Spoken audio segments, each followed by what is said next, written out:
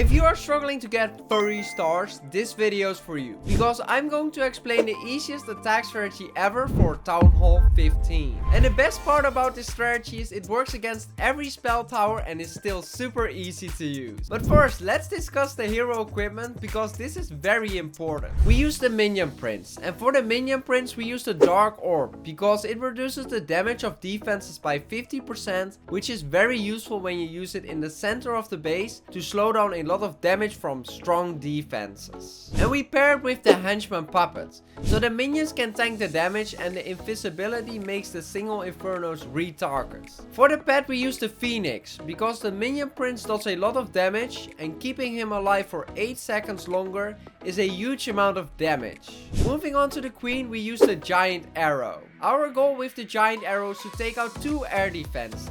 And we pair that with the Healer Puppet to help keep the Queen alive longer so we can set up a great funnel. For the pet we use the Unicorn to keep the Queen alive even longer. For the Warden we use the Eternal Tome and the Healing Tome. But why the Healing Tome and not the Rage Gem? We use the Healing Tome because the defenses do way more damage at this level, which means dragons die faster. So that's why we are using the Healing Tome instead of the Rage Gem. And the pet we use is the Electro Owl, because it can be the difference between the Warden dying to a Black Air Mine or your Electro Owl. For the Royal Champion we use the Electro Boots and a Rocket Spear. Electro Boots because they can kill those irritating skeleton traps immediately, and meanwhile they do some passive damage to other buildings too. We also use the Rocket Spear because you can basically snipe buildings from far away, which gives you huge value. If you don't have them, here are some alternatives on the screen. We use Dicky because it stuns defenses for 30 seconds and then they have to retarget. But before we attack, we need a plan in order to destroy the base. First we place the Queen so she can take out 2 air defenses, and after that she will funnel on the right side. Then we place some dragons to funnel on the left side for our main push. After that, the funnel is set so our main push can go directly to the core and the blimp can reach the Town Hall. Once the blimp reaches the Town Hall, we try to clone our Super Yeti that's inside the blimp to deal an insane amount of damage. And then we place the backhand Royal Champion right here to support all the dragons that are still alive. But even with this plan, many players still make crucial mistakes. That's why watching the main example is super important. To start off, this is the army we are going to use. 6 balloons, 8 dragons, 4 dragon riders and 1 lava hound. For spells we use 2 freeze spells, 3 clone spells, with a clan castle of 1 blimp, 1 super yeti and 1 rage spell. We start off by placing the Queen here to take out 2 air defenses. But the most important thing to consider is that you should take down the air defenses that can distract the lava hounds. Because we use the lava hound to tank for the blimp.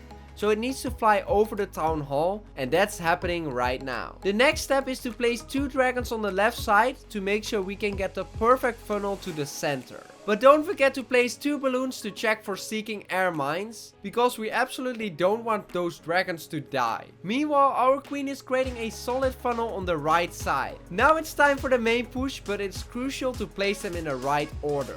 First we place balloons to check for seeking air mines.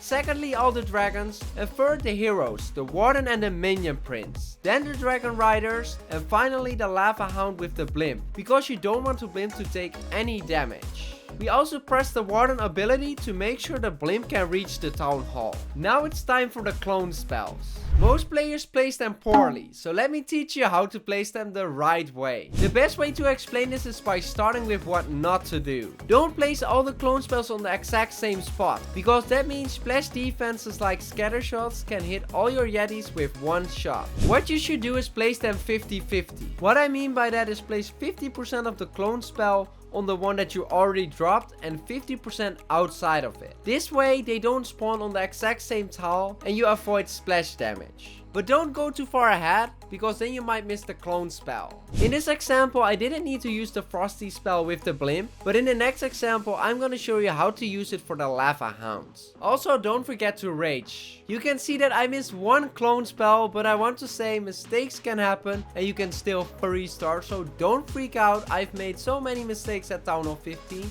and I was still able to 3-star. If you don't need to use the Frosty spell for the blimp, there is still an effective way. Dragon Riders are usually faster than dragons through the base, because they only target defenses. So you can use the Frosty spell to slow them down and keep them behind the dragons. We used the Royal Champion on top because the eagle was doing a lot of damage and we had to take it down fast. But don't forget to immediately place a rocket spear to snipe buildings, and this way you can also take down the eagle faster. For the freeze spells, I would use them on defenses like the Monolith, Eagle and Scattershot. But how do you deal with those overpowered rage spell towers and combined single infernos? That's where this next example comes in. First of all, it's a must to take out both air defenses on the left side of the base. Otherwise, our Lava Hound won't fly to the town hall and it won't work as a tank. Then we place 2 dragons on the right side to help funnel. But how do you deal with the rage spell towers and single infernos? For single infernos, I highly recommend freezing them once they start to target your blimp or heroes like the minion prince. But for the rage spell towers, there's not really a way. Regardless, this attack strategy is still super OP.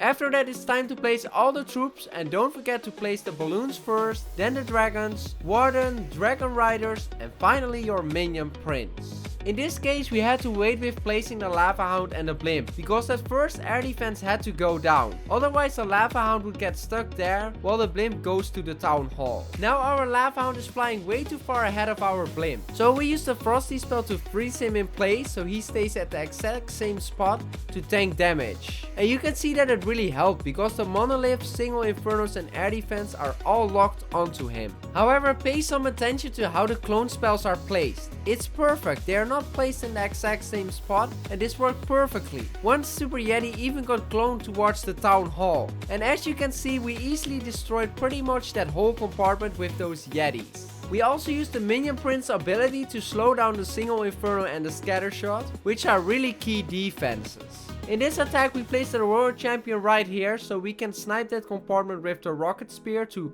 Furry Star the base. But you won't Furry Star if you don't have the right equipment levels. And that's why you need to watch this video.